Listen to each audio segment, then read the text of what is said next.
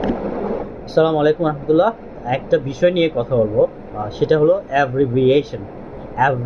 Abbreviation তাহলে স্পেলিংটা কি? ABBREVIATIONS, অ্যাব্রিভিয়েশনস। এখন অ্যাব্রিভিয়েশনস আর হচ্ছে অ্যাক্রোনিমস। অ্যাক্রোনিমস হচ্ছে ACRONYMS, অ্যাক্রোনিমস।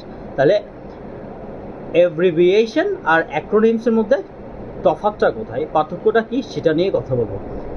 অ্যাব্রিভিয়েশন হচ্ছে সচরাচর আমরা সবাই জানি, ধরেন কোনো একটা বড় কয়েকটা ওয়ার্ডকে মিলে সংক্ষিপ্ত করা হলো, লেটারগুলোকে সংক্ষিপ্ত করা হলো। যেমন ধরুন ডক্টর, ডক্টরের জন্য DOCTOR, ডক্টর না লিখে DR দিয়ে লিখলো, DR।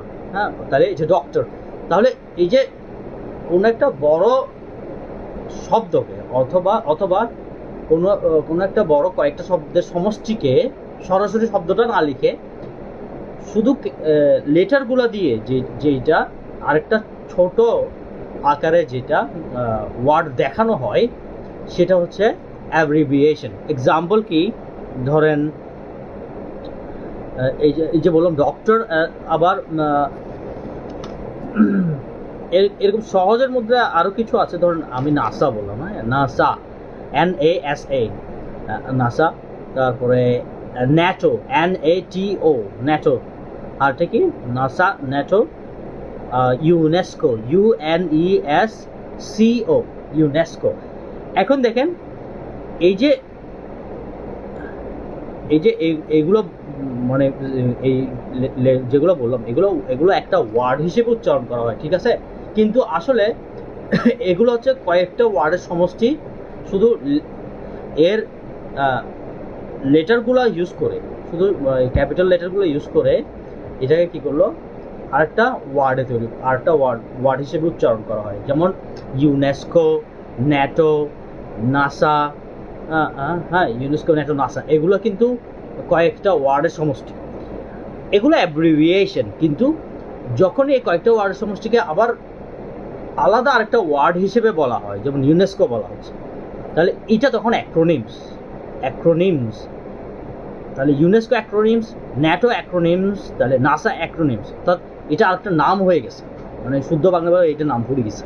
মানে আমরা বলি না চিড়াঙ্গা বলে নাম ফুটে গিয়ে, তো অনেকটা এরকম। এটা নামটা ফুটে গেছে। ন্যাটো কিন্তু আসলে নাম ছিল না, ন্যাটো সংক্ষিপ্ত রূপ ছিল। অ্যাব্রিভিয়েশন মানে সংক্ষিপ্ত রূপ, কিন্তু সংক্ষিপ্ত রূপটা একটা নাম হিসেবে প্রচার পেয়ে গেছে, তখন এটা হয়ে যাচ্ছে অ্যাক্রোনিমস। ন্যাটো, নাসা, ইউনেস্কো, এই টাইপেরগুলো। কিন্তু আবার দেখেন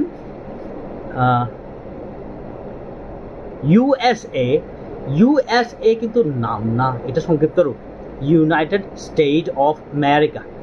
তাহলে ইউএসএ কিন্তু অ্যাক্রোনিমস না, ইউএসএ অ্যাব্রিভিয়েশন। তারপরে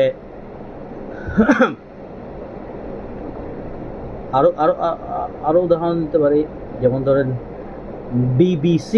বিবিসি হচ্ছে British broadcasting corporation,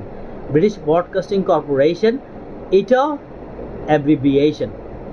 British broadcasting কর্পোরেশনকে সংক্ষেপে বলছে বিবিসি, তাহলে এটা অ্যাব্রিভিয়েশন, সংক্ষিপ্ত রূপ। হ্যাঁ, কিন্তু সংক্ষিপ্ত রূপ এই প্রত্যেকটা অ্যাক্রোনিমস কিন্তু অ্যাব্রিভিয়েশন, কিন্তু সব অ্যাব্রিভিয়েশন কিন্তু অ্যাক্রোনিমস না।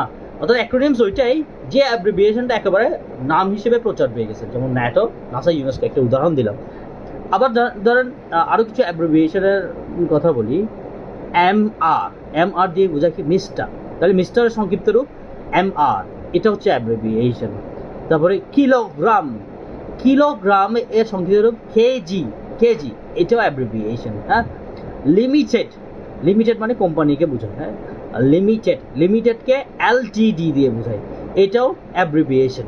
তাহলে যে কোনো শব্দের সংক্ষিপ্ত রূপ বা কয়েকটা শব্দের সংক্ষিপ্ত রূপ, ওটাকে কি বলে, অ্যাব্রিভিয়েশন।